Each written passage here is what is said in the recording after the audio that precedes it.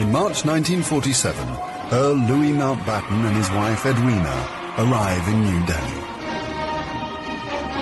The great-grandson of Queen Victoria and second cousin to George VI, Mountbatten brings a regal presence to the drama of India's independence.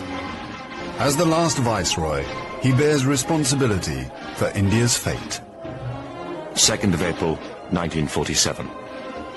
I have now completed my first week in office. I should like to be able to paint an encouraging picture of my first impressions, but feel it would be misleading if I did so. The scene here is one of unrelieved gloom. At this early stage, I can see little common ground on which to build any agreed solution for the future of India. The only conclusion I have been able to come to is that unless I act quickly, I may well find the real beginnings of a civil war on my hands.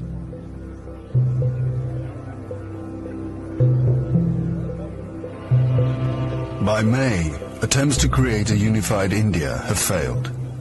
Gandhi retreats from political life. Muhammad Ali Jinnah, leader of the Muslim League, and Jawaharlal Nehru of the Indian National Congress concede to divide India. Fearing a total loss of control, Mountbatten brings forward the transfer of power to August.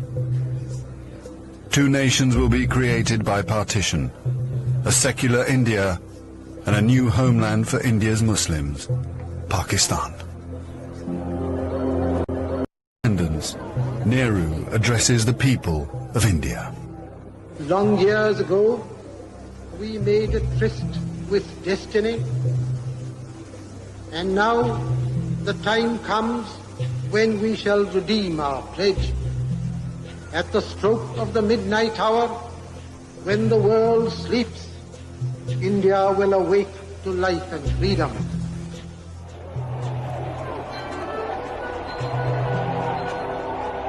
The 15th of August, 1947. The British Empire in India has come to an end. The last viceroy, Louis Mountbatten. The flag raising and the salute were done amid scenes of the most fantastic rejoicing.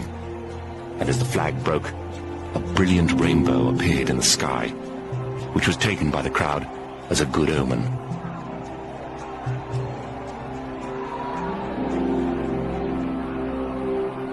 Qasim Muhammad.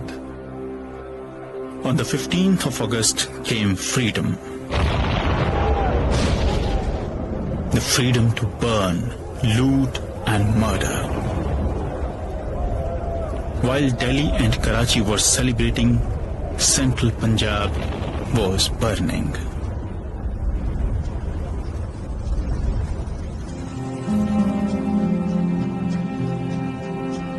Between August 1947 and March 1948, 4.5 million Hindus and Sikhs are forced to migrate from Pakistan to India. 6 million Muslims must move in the opposite direction. Britons and Indians witness the bloodshed. Shahid Ahmed. It is a battleground.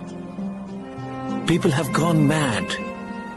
Trains to Pakistan are being looted and occupants slaughtered.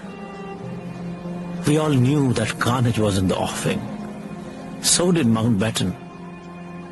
The British Empire, which tried to build India over centuries, can never live down this great tragedy.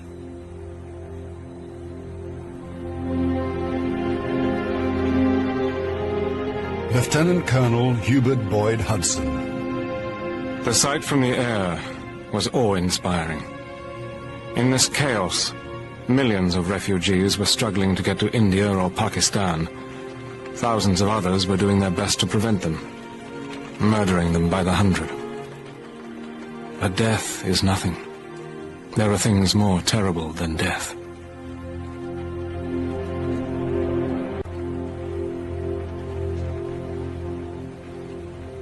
Ten million people are displaced in the partition of India.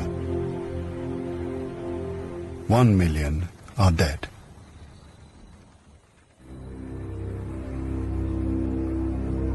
By the summer of 1948, most of the British have left. Hubert Boyd Hudson has been in India for 15 years. India is full of ghosts. Houses I have lived in, now inhabited by Indians, remind me of the days which will never come again. When the Viceroy drove past with a cavalry escort in red coats.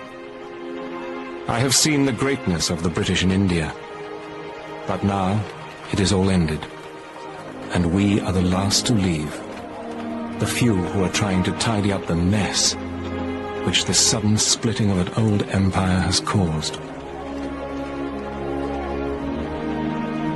Britain has lost its greatest imperial possession.